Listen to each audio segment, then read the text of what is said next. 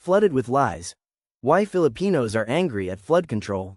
Every year, as the monsoon rains sweep across the Philippines, familiar scenes unfold. Streets vanish under murky floodwaters. Families scramble to save their belongings, lifting furniture onto rooftops, wading through waist-deep currents with children clinging to their shoulders.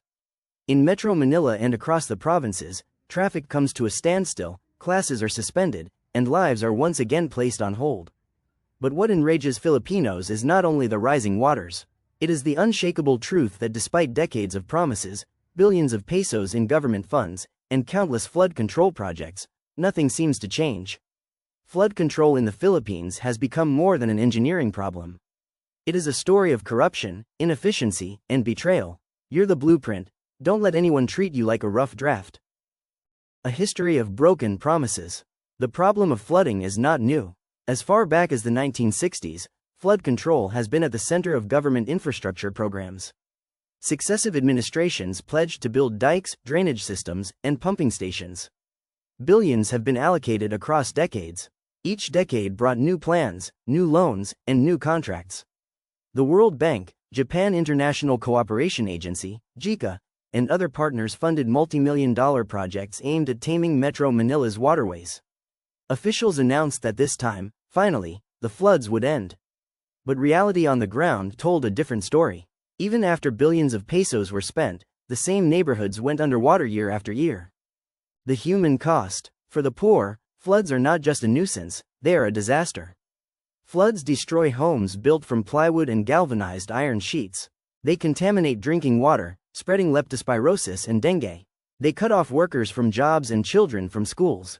Families who live hand-to-mouth lose what little they have, sometimes overnight. Every rainy season becomes a season of despair. And with each failed project, the anger of ordinary citizens grows louder. Contractors and corruption. Why does flooding persist despite massive spending? Many Filipinos point to one answer: corruption. Flood control is one of the most heavily funded programs in the country's budget. Roads and bridges may be visible, but drainage systems and dikes are harder to inspect, making them an easy avenue for overpricing, kickbacks, and substandard work. Abandoned construction sites litter flood-prone communities. Huge cement pipes lie unused for months. Pumping stations break down after a few years of use. Some projects are designed to last decades, but fail within a single rainy season. Over the years, the Commission on Audit, COA, has flagged numerous irregularities in flood control spending. Senate hearings have been held. Journalists have uncovered cases of padded contracts and ghost projects. Yet accountability has remained elusive, until now, perhaps. Today, lawmakers are once again putting contractors under the spotlight. Congress and the Senate are conducting investigations into questionable flood control projects, calling on government agencies and private firms to explain how billions were spent without meaningful results. Televised hearings show contractors grilled over abandoned sites and ballooning costs. Politicians demand documents, while residents watch with weary eyes, hoping that this time, someone will finally be held responsible. Still, skepticism runs deep. Filipinos have seen investigations before, loud promises of reform that fade into silence once the cameras stop rolling. Despite advances in technology, satellite mapping, modern pumping equipment, and billions more in budget, the Philippines remains among the most flood-prone nations in Asia. In Metro Manila, major roads like España, EDSA, and Roxas Boulevard still sink underwater after just a few hours of heavy rain.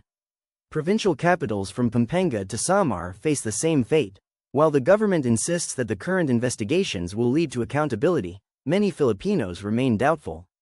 After all, they have lived through this cycle too many times: outrage, inquiry, silence, and then another flood.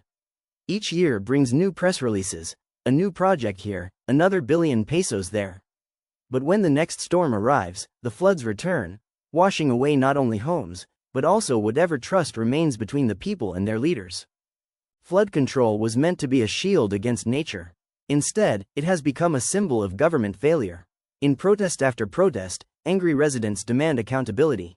They know the floods are natural, but the suffering, the endless rebuilding, the lost jobs, the diseases, the hopelessness, comes from something else: corruption and neglect.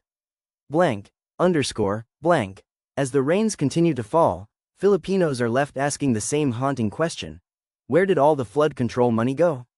Until real solutions are made, Solutions free from corruption and greed. Solutions where contractors are held accountable and politicians follow through. The cycle of water and anger will never end. The floods may eventually recede, but the anger of the Filipino people will remain. Blank. Right finger. This updated article now includes that politicians are currently conducting investigations against contractors, with the tone of skepticism Filipinos feel towards such hearings.